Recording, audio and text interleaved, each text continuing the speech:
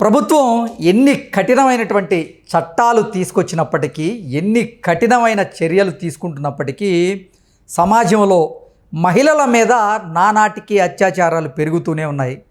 లక్నోలో ఒక మహిళా నర్సు మీద సామూహిక అత్యాచారం జరిగిందంటూ ఆ నర్సు పోలీసులకైతే ఫిర్యాదు చేసింది. ఆవిడ ఫిర్యాదు ప్రకారంగా తన మీద సామూహిక అత్యాచారం జరిగిందని, తన ప్రైవేటు భాగాలలో కారం పొడి చల్లి మరీ అతి కిరాతకంగా కొంతమంది ఆవిడ మీద అత్యాచారం చేసినట్లుగా ఆవిడ పోలీసులకు ఫిర్యాదు చేసినటువంటి నేపథ్యంలో అసలు ఈ ఘటనలో ఏం జరిగింది, ఆ కిరాతకులు ఎవరు అనేది మనం విశ్లేషణ చేసుకునేటువంటి ప్రయత్నం చేద్దాం. ప్రస్తుతం మనతో పాటు ఉన్నారు ప్రముఖ సినీ క్రిటిక్ దాసరి విజ్ఞాన్ గారితో మాట్లాడదాం.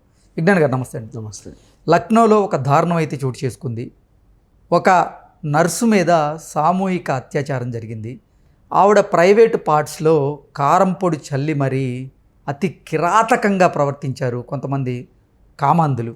అసలు ఎవరు వారు, ఆ ఘటనలో అసలు ఏం జరిగింది? ఇది రివెంజ్ రేప్. యాక్చువల్గా రివెంజ్ రేపులు ఎలా ఉంటాయి అంటే, ఆమె మీద పగ తీర్చుకోవడానికి మహిళ కాబట్టి అత్యాచారాన్ని అడ్వాంటేజ్గా తీసుకొని హింసించడం లైంగికంగా. ఈవిడేంటంటే స్టాఫ్ నర్స్, ఉత్తరప్రదేశ్లోని జలౌన్ జిల్లాలో స్టాఫ్ నర్స్గా పనిచేస్తుంది. స్కూటీ మీద విధులు ముగించుకొని వెళ్తుంది బేసిక్ రోజు వెళ్ళే రూట్లో. ఈవిడ రోజు అదే రూట్లో వెళ్తుందని తెలిసి కాపు కాసుకున్న నలుగురు వ్యక్తులు ఈవిడని ఏం చేశారంటే బలవంతంగా స్కూటీ ఆపి బలవంతంగా పొదల్లోకి లాక్కెళ్ళినప్పుడు ఆ నలుగుట్లో ఉన్న ఇద్దరు ఈవిడపై అత్యాచారం చేశారు. ఓకే. అంటే ఆ ఇద్దరికి పగుంది, ఇంకో ఇద్దరు రౌడీలను తెచ్చుకున్నారు నలుగురు కలిసి ఈవిడ్ని ఏదో చేయడానికి. ఆ ఇద్దరికి పగ మాత్రమే ఉంది, ఈవిడ్ని ఏదో చేయాలని లేదు. ఓకే. మిగతా ఇద్దరు ఎలాగూ ఆడపిల్లని వచ్చింది కదా, మేము ఎందుకు వదలాలని చెప్పి అత్యాచారం చేశారు. వీళ్ళిద్దరు ఏం చేశారంటే, ఒకడు ప్రైవేట్ పార్ట్లో కారపొడి చల్లాడు. కారపొడి చల్లి ఆ కారం పొడిని ఆవిడ లోపలికి పంపడానికి అని చెప్పేసి ఇంకో పక్కనే ఉన్న కర్రతో కొంచెం పైశాచికంగా చేశాడు. సో ఈవిడ తర్వాత ఏం చేసింది, కొంచెం ధైర్యం తీసుకొని అక్కడే ఏడుస్తా పరుగులు పెడతా వాళ్ళ ఆయనకి సమాచారం ఇచ్చింది, ఇలా జరిగింది నాకు అని. వాళ్ళ ఆయన వెళ్ళి పోలీస్ స్టేషన్లో కంప్లైంట్ ఇవ్వగా పోలీసులు వచ్చి విచారణ చేపట్టగా అసలు జరిగింది ఏంటంటే, ఈవిడకి గతంలో అదే ఊర్లో చెందిన ఎవరితోనో వివాహేతర సంబంధం ఉంది. ఓకే. ఆ వివాహేతర సంబంధం వల్ల వాళ్ళ కుటుంబంలో బోల్డని గొడవలు జరుగుతున్నాయి. ఆవిడకి ఆల్రెడీ పెళ్ళయింది, ఈవిడితో ఎఫ్ఐఆర్ పెట్టుకున్నాడు. ఆ భార్యను నెగ్లెక్ట్ చేశాడు. ఆ భార్య ఏమో వాళ్ళ అత్తమామల దగ్గర లబోదిబమని చాలాసార్లు ఏడ్చింది, ఇలా చేసుకున్నాడు. పంచాయతీలు కూడా అయ్యాయి, ఇంకోసారి ఆవిడ దగ్గరికి వెళ్ళకు అని. అయినా సరే ఆవిడకు కూడా చాలాసార్లు వార్నింగ్లు ఇచ్చారు, నువ్వు ఇంకెప్పుడు వీడిని కలవకూడదు, ఏం చేయకూడదు అని.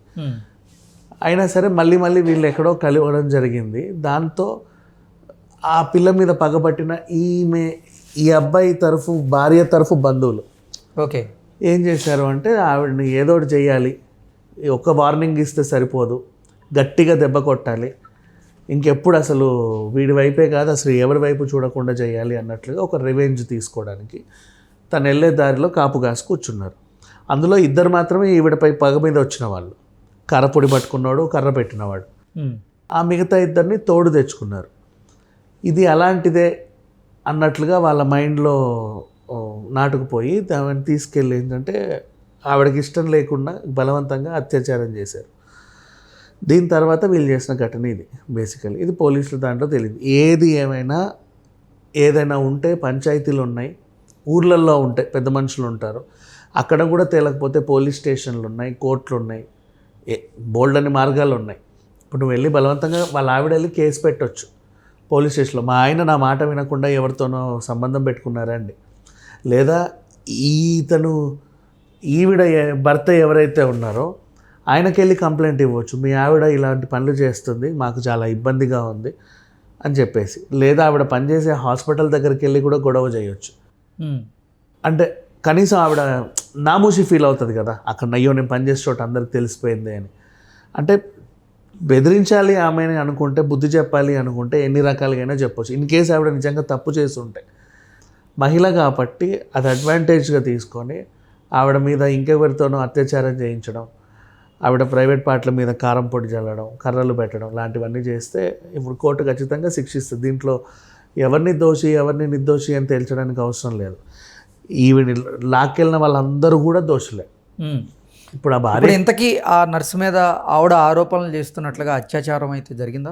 జరిగింది, అత్యాచారం జరిగింది. వాళ్ళ హస్బెండ్ అని పోలీస్ స్టేషన్లో కేసు కూడా పెట్టాడు. అఫ్ కోర్స్, కాకపోతే ఏంటంటే ఎవరి మీదైనా మనం పగ తీసుకుంటాం. ఇప్పుడు అబ్బాయి అయింది అనుకోండి, ఇద్దరు కర్రలు తెచ్చి కొట్టుకుంటున్నారు ఈ రోజుల్లో, మెడలు ఇరుచుకుంటున్నాడు, ఏదో కొట్టుకుంటున్నాడు. అమ్మాయి అయ్యేసరికి లైంగికంగా అక్కడికి వెళ్తున్నారు, అయితే పై పార్ట్స్కో లేదా కింది పార్ట్స్కో వెళ్తున్నారు. ఇది చాలా తప్పు. బేసికల్లీ నువ్వు ఎక్కడైనా చూడండి, ఇప్పుడు మహిళతో గొడవ పడ్డానికి ఒక మగాడు వెళ్ళాడా అంటే ఖచ్చితంగా వాడు చేయకూడని పనులన్నీ చేస్తున్నాడు.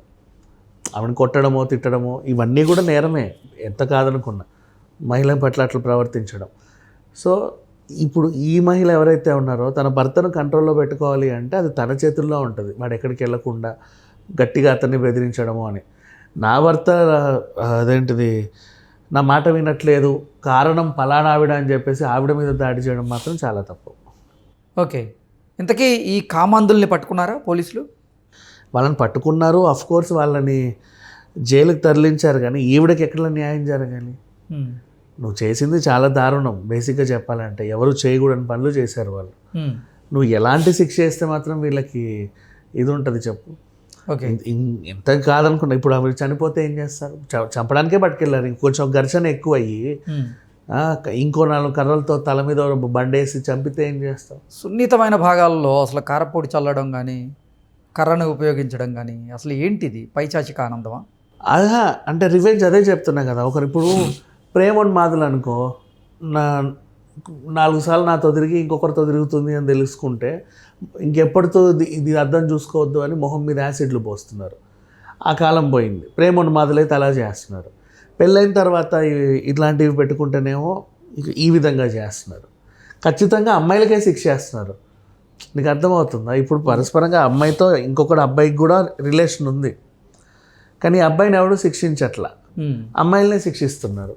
అయితే మొహాల మీద యాసిడ్ పోయడమో, లేక తీసుకెళ్ళి అత్యాచారాలు చేయడమో, లేకపోతే చంపేసి ఎక్కడైనా పడేయడమో, కొన్నిసార్లు అయితే పూర్తి చేసి ఎక్కడో అదేంటి తగలబెట్టేసి కూడా వస్తున్నారు.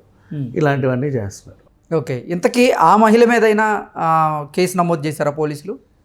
తన మీద కేసు నమోదు చేయాల, తను కారకురాలు అయ్యింది. మరి అదే కదా, అంటే ఇప్పుడు అత్యాచారానికి ప్రేరేపించబడిన ఆ మహిళ మీద కూడా కేసు నమోదు చేయాలి కదా. తను ప్రేరేపించాల, తన బాధని వీళ్ళ దగ్గర ఏడ్చుకుంటూ చెప్పుకుంది. వీళ్ళకి రగిలిపోయి వెళ్ళి అక్కడ ఇట్లాంటి పనులు. అంతేగాని తను ఒక పక్కా ప్రణాళిక ప్రకారంగా ఇదైతే ఏ ఆడది అట్లా చేయాలనుకోదు. బేసికల్లీ ఈవిడ వాళ్ళ ఇంట్లో వాళ్ళ అన్నదమ్ములతో నా మొగుడు ఇలా తిరుగుతున్నాడని చెప్పి ఏడ్చింది అంతే.